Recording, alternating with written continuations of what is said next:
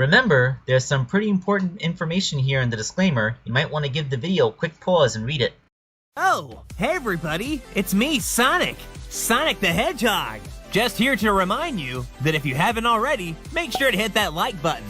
And for even more amazing customs, don't forget to subscribe to Wake Angel 2001, because between you and me, they're way past cool.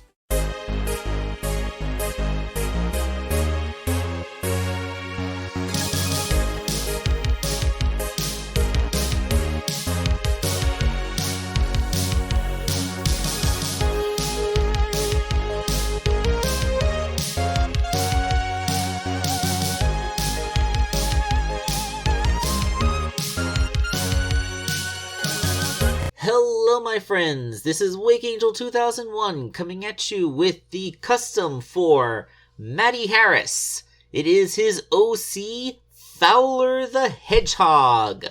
Yay, we got us another good old-fashioned Hedgehog Sonic OC, which the astute of you might have caught a glimpse of in my last video, that unboxing, because I did hold it up briefly.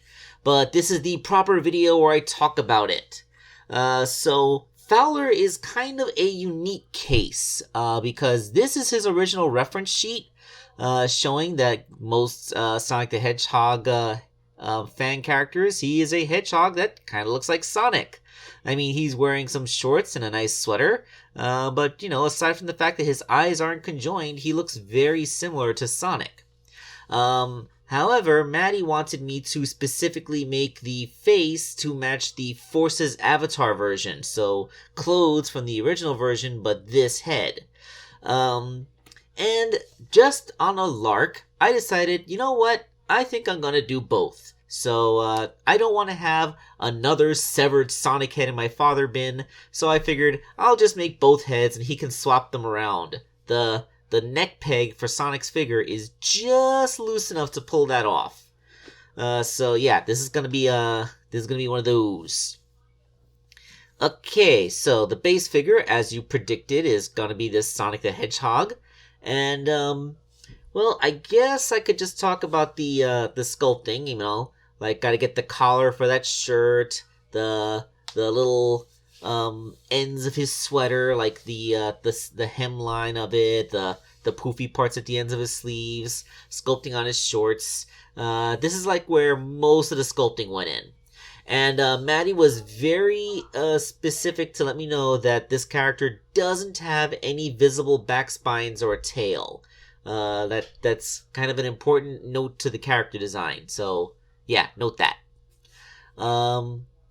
One head was, of course, 3D printed. It is based off of the Avatar. I don't know why the nose didn't print. Maybe the nose of the Hedgehog Avatar is so skinny that my printer couldn't pick it up. But yeah, when the thing printed, there was just no nose there. Fortunately, that's something that I can easily make out of craft foam, which is probably better off anyway because the plastic is a more brittle item that can crack and snap off, while a glued-on foam nose will bend rather than break off. As for Sonic's head, I just had to sculpt a little bit in between the eye ridges to keep the eyes separate, and, you know, then they were both painted. This is another one of those characters that is brown, which, you know, like, when you're in the Sonic the Hedgehog franchise for such a long time, you start to remember, oh yeah, animals aren't normally candy-colored, are they? Brown is actually a much more common color for fur in the real world. It never ceases to surprise me how often I'm surprised at that. Like, oh yeah, I'm surprised. This is animal color. Oh yeah, I guess I forgot to show the body painted, didn't I? Yeah, it's just a light brown sweater, slightly darker brown shorts. You know, like, this is all just various shades of brown. Very earth tone character. Very, very, very sad AM here. And he has black gloves with black gloves with a yellow stripe going down the middle of them. Same color as his shirt. And he has Silver's boots. Again, we're doing the outfit from the Bishonen hair versus the the outfit from the Forces Avatar. Oh yeah, Bishonen hair. Like, I always kind of found it funny that the Avatar characters' spines were so short when you could pick Hedgehog. It made me think, like, is Sonic one of those long-haired Bishonen guys? Like if he had regular hair instead of Hedgehog quills, would he be like Sephiroth? Like, if you were to humanize Sonic, would he have just, like, long, flowing hair that goes all the way down to his waist, whereas most other hedgehogs would have, like, shoulder-length hair at best? Like, I kind of want to see that. I think I have seen that, but they still kept the hair spiky. Like, just give Sonic, like, realistic human hair that's that length and it just kind of flows around, cascading elegantly along his back. Okay, I've had a little bit too much fun with that. So this is the completed figure with Sonic Head mode, I guess I'll call it. So yeah, like as usual, Sonic's a little bit top heavy because his spines are so long. Guess that's just the burden of being beautiful.